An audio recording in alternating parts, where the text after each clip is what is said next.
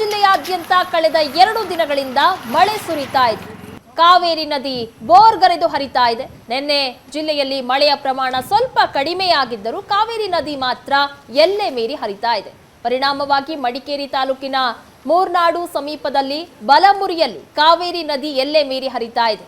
ಪಾರಾಣೆ, ಕಡಂಗ ಹಾಗೂ ಚಯ್ಯಂಡಾಣೆಗಳಲ್ಲಿ ಸಂಪರ್ಕ ಕಲ್ಪಿಸುವಂತಹ ಕೆಳ ಸೇತುವೆಗಳು ಮುಳುಗಡೆಯಾಗಿದ್ದಾವೆ. ಕೆಳ ಸೇತುವೆ ಮೇಲ್ಭಾಗದಲ್ಲಿ ನೀರು ನುಗ್ತಾ ಇದ್ದು ಸಂಚಾರ ಸಂಪೂರ್ಣವಾಗಿ ಸ್ಥಗಿತ ಆಗಿದೆ.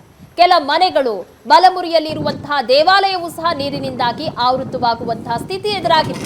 ನದಿ ನೀರಿನ ಕೆಲವು ವಾಹನಗಳ ಮಾಲೀಕರು ತಮ್ಮ ವಾಹನಗಳನ್ನ ಸ್ಥಗಿತಗೊಳಿಸುವಂತಹ ಕೆಲಸವನ್ನ ಮಾಡ್ತಾ ಇದ್ದಾರೆ.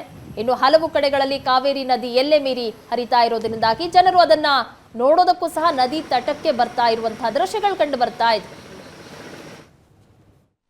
ಕೊಡಗು ಜಿಲ್ಲೆಯಲ್ಲಿ ಕಳೆದ 2 ದಿನಗಳಿಂದ ಸಾಕಷ್ಟು ಮಳೆ ಸುರಿತಿರುವಂಥದ್ದು. ಪರಿಣಾಮವಾಗಿ ಕಾವೇರಿ ನದಿ ಮೈದುಂಬಿ ಹರಿತಾ ಇದೆ.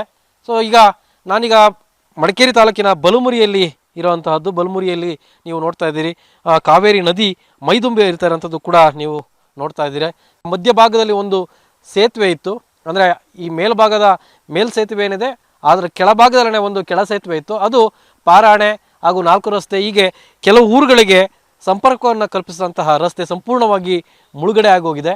ಸೊ ಈ ಮುಳುಗಡೆ ಆಗಿರುವಂತಹ ಕಾರಣದಿಂದ ಈಗ ಅನಿವಾರ್ಯವಾಗಿ ಜನರು ಆ ಮೇಲ್ಭಾಗದಲ್ಲಿರುವಂತಹ ಏನು ಮೇಲ್ಸೇತುವೆ ಇದೆ ಆ ಮೇಲ್ಸೇತುವೆಯಿಂದನೇ ಜನರು ಓಡಾಡಬೇಕಾದಂತಹ ಪರಿಸ್ಥಿತಿ ನಿರ್ಮಾಣ ಆಗಿರುವಂತಹದ್ದು. ಸೊ ಅಂದರೆ ಈ ಕೆಳಭಾಗದಲ್ಲಿದ್ದಂತಹ ಸೇತುವೆ ಏನಿತ್ತು ಆ ಕೆಳ ಸೇತುವೆಯಿಂದ ಹೋದರೆ ಕೇವಲ 2 ಕಿಲೋಮೀಟರ್ನಲ್ಲಿ ಪಾರಾಣೆಯನ್ನು ತಲುಪಲಿಕ್ಕೆ ಅವಕಾಶ ಇತ್ತು. ಆದರೆ ಈಗ ಮೇಲ್ಸೇತುವೆಯಿಂದ ಬಳಸಿ ಬರಬೇಕಾದ್ರೆ ಸುಮಾರು 8 ಕಿಲೋಮೀಟರ್ಗಳ ದೂರ ಬಳಸಿ ಬರಬೇಕಾದಂತಹ ಪರಿಸ್ಥಿತಿ ಇದೆ. ಹೀಗಾಗಿ ಒಂದಷ್ಟು ಸಮಸ್ಯೆ ಆಗಿರೋಂಥದ್ದು. ಆದರೆ ಕಳೆದ ಬೇಸಿಗೆಯ ಸಂದರ್ಭದಲ್ಲಿ ಕಾವೇರಿ ಸಂಪೂರ್ಣವಾಗಿ ಬತ್ತಿ ಹೋಗಿತ್ತು. ಸೊ ಕಾವೇರಿಯಲ್ಲಿ ಒಂದು ಹನಿ ಕೂಡ ನೀರಿಲ್ಲ ಅನ್ನಂತಹ ಪರಿಸ್ಥಿತಿ ನಿರ್ಮಾಣ ಆಗಿತ್ತು. ಆದರೆ ಈಗ ಕಳೆದ 2 ದಿನಗಳಿಂದ ಸುರಿತಿರುವಂತಹ ಮಳೆ ಒಂದಷ್ಟು ಜೀವಕಳೆಯನ್ನು ತಂದಿರುವಂಥದ್ದು. ಕಾವೇರಿ ಮೈದುಂಬಿ ಹರಿತಾ ಇದೆ. ಸೊ ನೋಡ್ಬೋದು, ಆ ಭಾಗದಲ್ಲಿ ಒಂದು ಕಣ್ವಬಲಮುರಿ ದೇವಸ್ಥಾನ ಕೂಡ ಇದೆ. ಆ ದೇವಸ್ಥಾನವೂ ಕೂಡ ಸಂಪೂರ್ಣವಾಗಿ ಜಲವೃತ ಆಗಿರೋಂಥದ್ದು. ಅಲ್ಲಿಗೆ ಹೋಗಬೇಕು ಅಂತಂತಂದರೆ ಸಾಧ್ಯನೇ ಇಲ್ಲ ಅನ್ನಂತಹ ಪರಿಸ್ಥಿತಿ ನಿರ್ಮಾಣ ಆಗಿದೆ. ಸೊ ಏನಿದ್ರು ಕೂಡ ಮೇಲ್ಸೇತುವೆ ಏನಿದೆ ಆ ಮೇಲ್ಸೇತುವೆ ಭಾಗದಿಂದ ಸುತ್ತಿ ಬಳಸಿ ನಾವು ಆ ಪ್ಲೇಸ್ಗೆ ಬರಬೇಕಾದಂತಹ ಸ್ಥಿತಿ ಇದೆ. ಸೊ ಹೀಗಾಗಿ ಒಂದಷ್ಟು ಸಮಸ್ಯೆ ಆಗಿದೆ. ಸೊ ಒಟ್ಟಿನಲ್ಲಿ ಕೊಡಗು ಜಿಲ್ಲೆಯಲ್ಲಿ ಸಾಕಷ್ಟು ಮಳೆ ಸುರಿದಂತಹ ಹಿನ್ನೆಲೆಯಲ್ಲಿ ಈ ರೀತಿಯ ಒಂದು ಸಣ್ಣ ಪುಟ್ಟ ಅವಘಡಗಳು ಕೂಡ ಎದುರಾಗ್ತಿರ. ಮಡಿಕೇರಿಯಲ್ಲಿ ಭಾರೀ ಮಳೆಯಾಗ್ತಾ ಇದೆ. ಪ್ರವಾಸಿಗರು ಆತಂಕದಲ್ಲಿದ್ದಾರೆ. ಬೀಳೋ ಆತಂಕದಲ್ಲಿ ಮಡಿಕೇರಿಯ ಗಾಜಿನ ಸೇತುವೆ ಇದೆ. ಗಾಜಿನ ಸೇತುವೆಯ ಪಿಲ್ಲರ್ ಬಳಿ ಭೂಕುಸಿತ ಆಗಿದೆ. ಇದು ಬಹಳ ದೊಡ್ಡ ಆತಂಕಕ್ಕೆ ಕಾರಣ ಆಗಿದೆ. ಭಾರೀ ಮಳೆ ಸುರಿತಾ ಇದ್ದು ಮಡಿಕೇರಿಯಲ್ಲೂ ಕೂಡ ಅನೇಕ ಸಮಸ್ಯೆಗಳಾಗ್ತಾ ಇದೆ.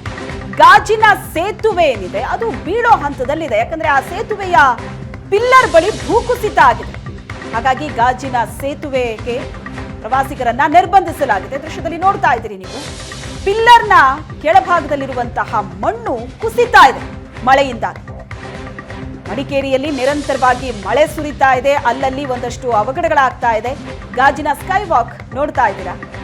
ಈ ಜಾಗಕ್ಕೆ ಪ್ರವಾಸಿಗರು ಹೆಚ್ಚಿನ ಸಂಖ್ಯೆಯಲ್ಲಿ ಬರ್ತಾರೆ. ಮಡಿಕೇರಿ ಭಾಗದಲ್ಲೆಲ್ಲ ಮಳೆ ಆದ್ರೆ ಸಾಕು, ಪ್ರವಾಸಿಗರ ದಂಡೆ ಬರುತ್ತೆ ಪ್ರಕೃತಿ ಸೊಬಗನ್ನ ಸವಿಯೋದಕ್ಕೆ ಅಂತ.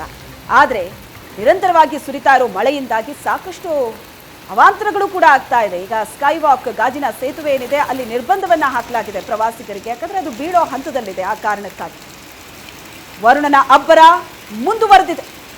ಹಲವು ಕಡೆ ನಾನಾ ರೀತಿಯ ಅವಾಂತರಗಳಾಗ್ತಾ ಇದೆ ಮಳೆಯಿಂದಾಗಿ. ವರುಣ ಆರ್ಭಟಿಸ್ತಾ ಇದ್ದು ಒಂದು ಕಡೆ ಮಳೆ ಬಂತಲ್ಲ ಅನ್ನೋ ಖುಷಿ ರೈತರಲ್ಲಿ, ಜನರಲ್ಲಿ ಇದ್ರೆ, ಮತ್ತೊಂದು ಕಡೆ ಈ ಅವಘಡಗಳು ಜನರನ್ನ ಮತ್ತಷ್ಟು ಆತಂಕಕ್ಕೆ ತಳ್ಳಿದೆ. ಆರಂಭದ ಮಳೆಗೆ ಇಷ್ಟೊಂದು ಅನಾಹುತಗಳಾದ್ರೆ ಇನ್ನು ಮುಂದುವರೆದಂತೆ ಇನ್ನು ಜೋರಾಗಿ ಮಳೆ ಬರೋದಕ್ಕೆ ಶುರುವಾದ್ರೆ ಇನ್ನೇನೇನೆಲ್ಲ ಆಗಬಹುದು ಅನ್ನೋ ಆತಂಕ ಜನರಲ್ಲಿದೆ. ಮಡಿಕೇರಿ ದೃಶ್ಯ ನೋಡ್ತಾ ಇದ್ದೀರಿ ನೀವು.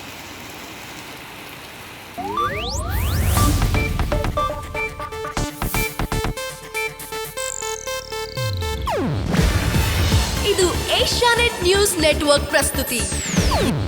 ನೀವು ನೋಡ್ತಿದ್ದೀರಾ ಏಷ್ಯಾನೆಟ್ ಸುವರ್ಣ ನ್ಯೂಸ್.